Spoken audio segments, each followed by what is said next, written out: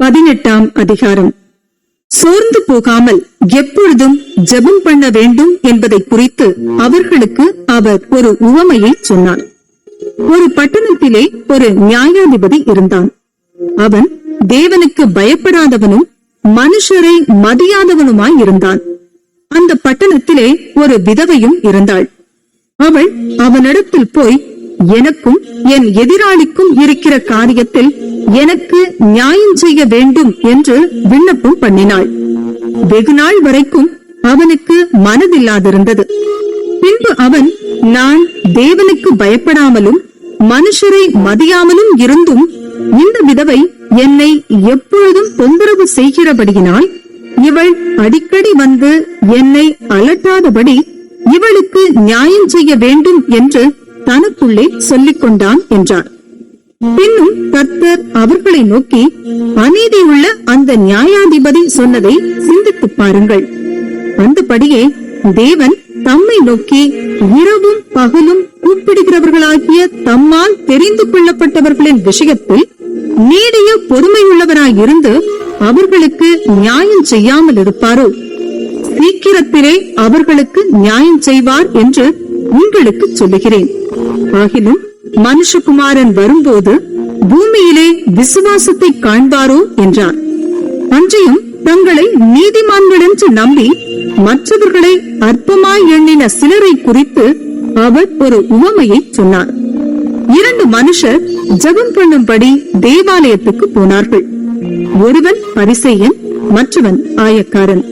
பரிசேயன் நின்று, தேவனே, நான் பரிகாரர், அநியாயக்காரர், விபச்சாரக்காரர் ஆகிய மற்ற மனுஷரை போலவும் இந்த ஆயக்காரனைப் போலவும் இராததனால் உம்மை ஸ்தோத்திரிக்கிறேன். வாரத்தில் 2 தரம் உபவாசிக்கிறேன், என் சம்பாத்தியத்தில் எல்லாம் தசமபாகம் செலுத்தி வருகிறேன் என்று தனக்குள்ளே ஜெபம் பண்ணினான். ஆயக்காரன் தூரத்திலே நின்று தன் கண்களையும் வானத்துக்கு ஏறெடுக்க துணியாமல் தன் மார்பிலே அடித்துக் கொண்டு, தேவனே, பாவியாகிய என்மேல் கிருபையாயிரும் என்றான். அவன் அல்ல, இவனே நீதிமானாக்கப்பட்டவனாய் தன் வீட்டுக்கு திரும்பி போனான் என்று உங்களுக்கு சொல்லுகிறேன். ஏனெனில் தன்னை உயர்த்துகிறவன் எவனும் தாழ்த்தப்படுவான், தன்னை தாழ்த்துகிறவன் உயர்த்தப்படுவான் என்றார். பின்பு குழந்தைகளையும் அவர் தொடும்படிக்கு அவர்களை அவரிடத்தில் கொண்டு வந்தார்கள். சீஷர்கள் அதை கண்டு கொண்டு வந்தவர்களை அதட்டினார்கள்.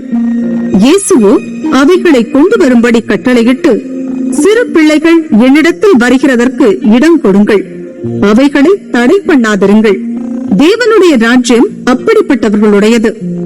எவனாகிலும் சிறு பிள்ளையை போல் தேவனுடைய ராஜ்யத்தை ஏற்றுக்கொள்ளாவிட்டால் அதில் பிரவேசிக்க மாட்டான் என்று மெய்யாகவே உங்களுக்கு சொல்லுகிறேன் என்றார்.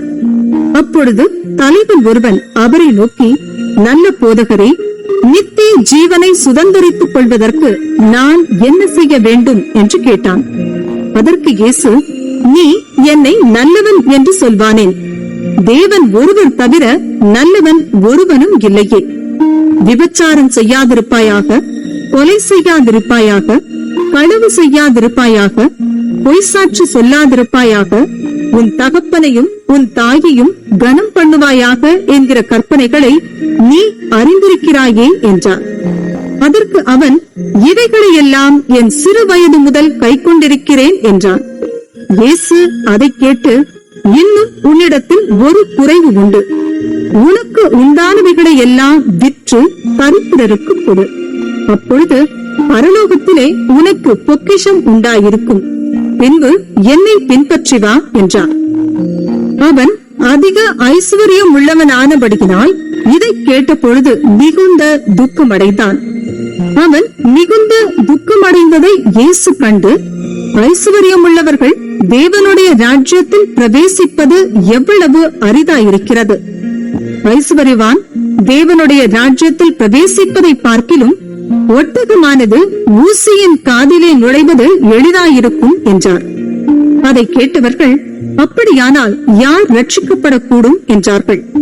அதற்கு அவர், மனுஷரால் கூடாதவைகள் தேவனால் கூடும் என்றார். அப்பொழுது பேதுரு அவரை நோக்கி, இதோ நாங்கள் எல்லாவற்றையும் விட்டு உம்மை பின்பற்றினோமே என்றான். அதற்கு அவர், தேவனுடைய ராஜ்யத்து நிமித்தம் வீட்டையாவது, பெற்றாரையாவது, சகோதரரையாவது, மனைவியையாவது, பிள்ளைகளையாவது விட்டுவிட்டு எவனும் இம்மையிலே அதிகமானவைகளையும் மறுமையிலே நித்திய ஜீவனையும் அடையாமற் போவதில்லை என்று மெய்யாகவே உங்களுக்கு சொல்லுகிறேன் என்றார். பின்பு அவர் 12 தம்மிடத்தில் அழைத்து, இதோ எருசலேமுக்கு போகிறோம், மனுஷகுமாரனை குறித்து தீர்க்கதரிசிகளால் எழுதப்பட்டவைகள் எல்லாம் நிறைவேறும். எப்படியெனில் அவர் புறஜாதியாரிடத்தில் ஒப்புக் கொடுக்கப்பட்டு பரியாசமும் நிந்தையும் அடைந்து துப்பப்படுவார்.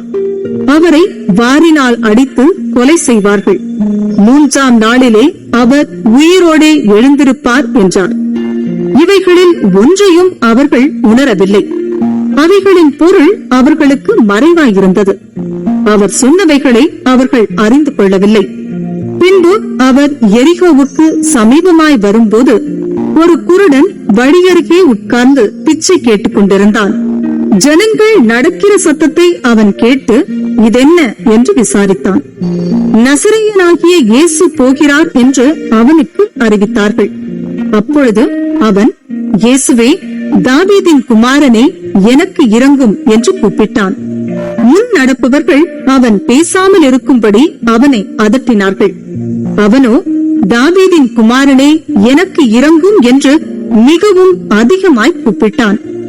இயேசு நின்று அவனை தம்மிடத்தில் கொண்டு வரும்படி சொன்னார்.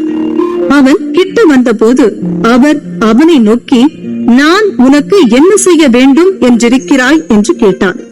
அதற்கு அவன், ஆண்டவரே, நான் பார்வையடைய வேண்டும் என்றான். இயேசு அவனை நோக்கி, நீ பார்வையடைவாயாக, உன் விசுவாசம் உன்னை ரட்சித்தது என்றார்.